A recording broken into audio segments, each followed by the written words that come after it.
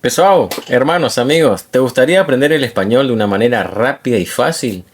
Haz el link en la descripción el curso Intensivón de Español Iniciantes 1 y 2 y aprovecha esta oportunidade e começar este ano 2024 hablando um novo idioma. Valeu! Fala pessoal, tudo bem com vocês? Aqui é o César, um argentino amante do Brasil. Pessoal, nesse vídeo vamos reagir à rápida decadência do litoral brasileiro. Um vídeo interessante, vamos olhar juntos, tá bom? Bora pro vídeo. Essa é a lista de países com maior número de cidades de 1 milhão de habitantes.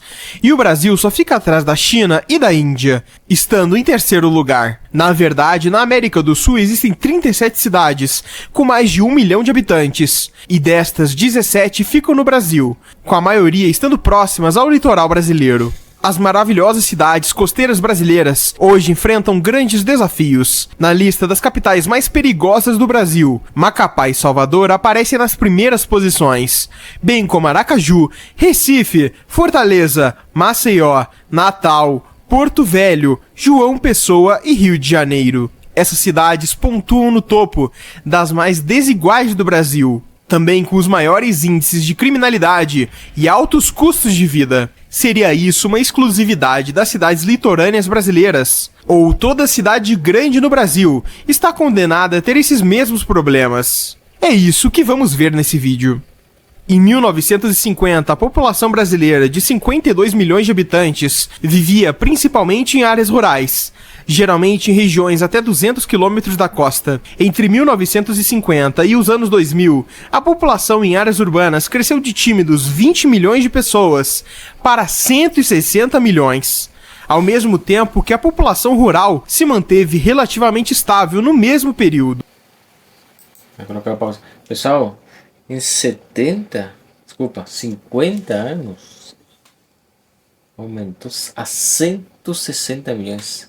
140 milhões mais. Impressionante, né? Em só 50 anos, cara. Impressionante a população do Brasil.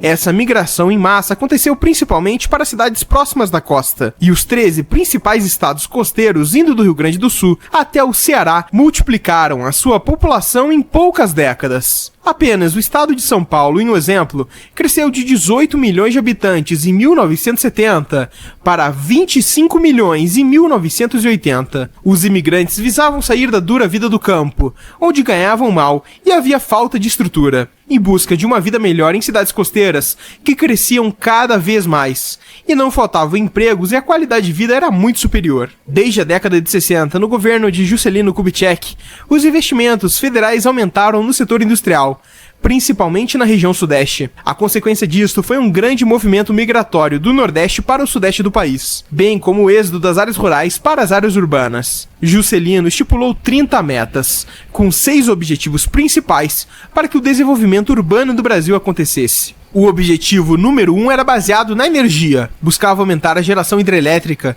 o estímulo à construção de usinas nucleares e o aumento da produção de carvão mineral, assim como também aumentar a capacidade de refino de petróleo. O segundo objetivo era sobre redes de transportes no país. Se direcionavam a ferrovias, rodovias, portos e aeroportos em todo o Brasil. Para aumentar o número de empregos e o crescimento das cidades, Juscelino estipulou 11 metas que faziam jus à indústria brasileira, buscando o aumento da produção de aço, alumínio, cimento, papel e celulose, além de incentivar a concorrência no setor automobilístico, indústria naval e na indústria mecânica. Para suprir a demanda dessas fábricas, Juscelino tinha um objetivo específico: a educação técnica. Essa meta buscava formar mão de obra para a indústria. Em meados dos anos 60, a fome afligia milhões de brasileiros. Juscelino então também estipulou o objetivo da alimentação. Buscava o aumento da produção de trigo, de armazéns e silos, além da mecanização na agricultura. Na época, o Brasil não era a potência agropecuária que é hoje. O último objetivo de Juscelino era desenvolver mais o centro-oeste do Brasil, a partir da construção da nova capital, Brasília.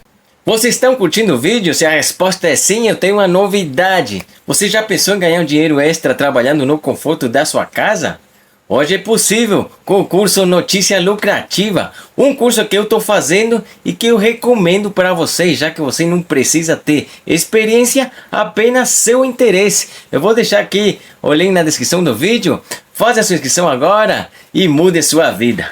Das mais de 30 metas postas, muitas falharam, mas Juscelino conseguiu aumentar a população urbana e despertar o desejo das pessoas por cidades litorâneas, onde teriam mais qualidade de vida. Mas o que essas pessoas não sabiam é que o sonho viraria um pesadelo no futuro. Com milhões de imigrantes saindo do interior para o litoral, isso iria desencadear um crescimento populacional muito acelerado, no qual as cidades não tinham estrutura para comportar. Qualquer cidade brasileira que passe a receber mais habitantes do que pode comportar vai ter problemas com a favelização, que é um processo de crescimento urbano nas áreas mais longe de regiões centrais, onde se busca o menor custo de moradia. Em vez da cidade começar a crescer verticalmente, há um acréscimo aos arredores da cidade, onde serviços básicos para a população dificilmente chegam.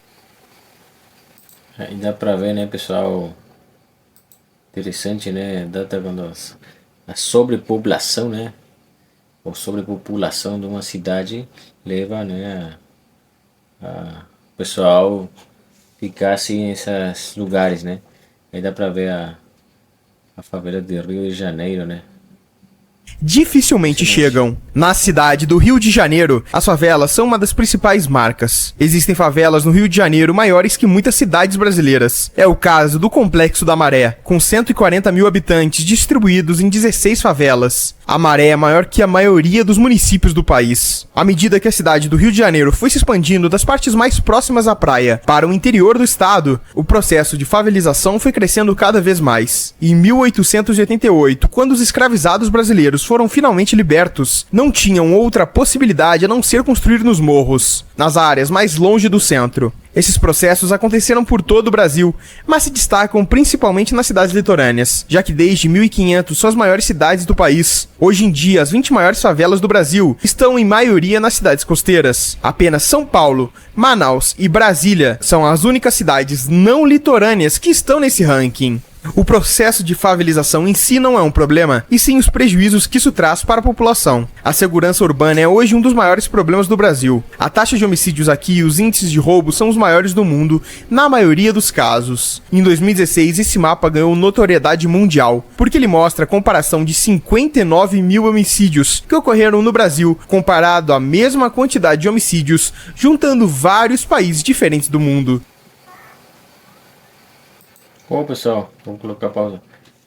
Impressionante essa data, né? Homicídios anuais no Brasil deu igual a todos esses países juntos. É uma notícia triste, né? Infelizmente.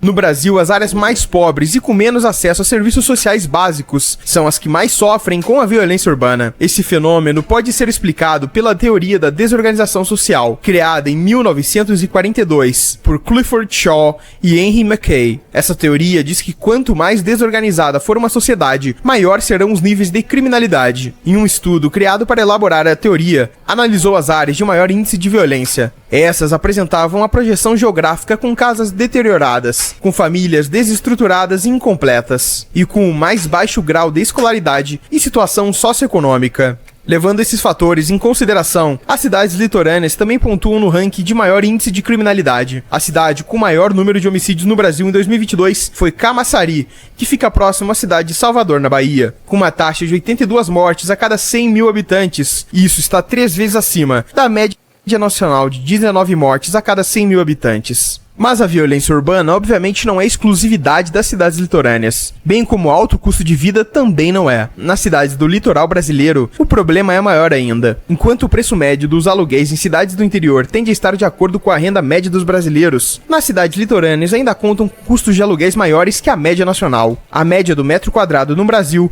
custa R$ 36,65. Esses valores caem para 29,17 na média das cidades do interior, e sobe para 43,60 em cidades do litoral. Esse fenômeno tem um motivo geográfico interessante. Para explicá-lo, vamos pegar 3 cidades brasileiras, em pontos diferentes do mapa: Florianópolis, em Santa Catarina, Rio de Janeiro, no estado do Rio, e Vitória, no Espírito Santo. À medida que essas cidades começaram a se desenvolver o mais próximo da praia, em algum momento elas tiveram menos espaço disponível nas áreas mais próximas da faixa de areia. Essas áreas costumam ter um custo de aluguel até 3 vezes mais alto que a média da cidade em questão. O crescimento então se expande rumo ao interior, buscando novas áreas. Aí se criam geralmente as regiões periféricas, e na costa brasileira há um limite de expansão. As 3 cidades que mencionamos, todas têm uma densidade populacional muito grande. Vitória é uma capital com apenas 93 km², com dificuldades de expandir em direção ao interior. O motivo disto é um fenômeno geográfico interessante,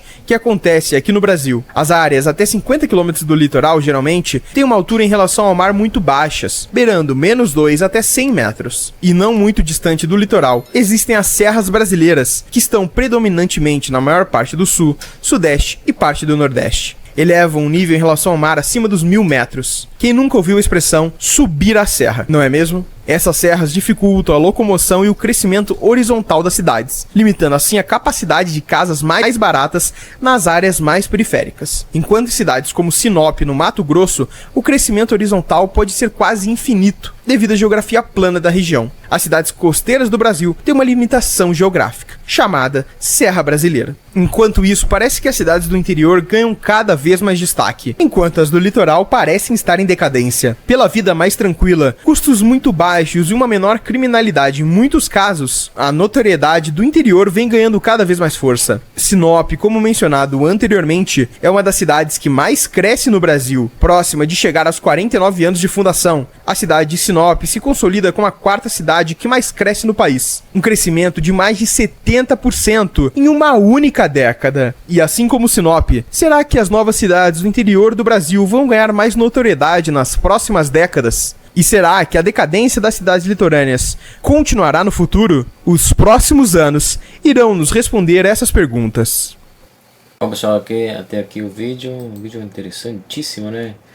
Como fala, né, da decadência, né, da região do litoral do Brasil e como as outras cidades, né, como ele nombra aí a cidade de Sinop, Mato Grosso, né, como cresceu tanto, né, impressionante.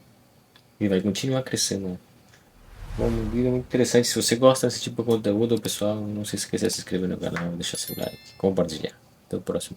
Você gosta de acompanhar as notícias, ficar bem informado? Olha o que eu fiz com essa notícia aqui, ó. Quer ver? Simplesmente ela virou isso aqui para mim, ó. Mas é claro que é preciso saber fazer isso para ganhar repercutindo notícias aqui na internet. Se você quer saber por que eu abandonei quase 15 anos de telejornalismo para trabalhar com isso aqui, clique em Saiba Mais, depois me agradece.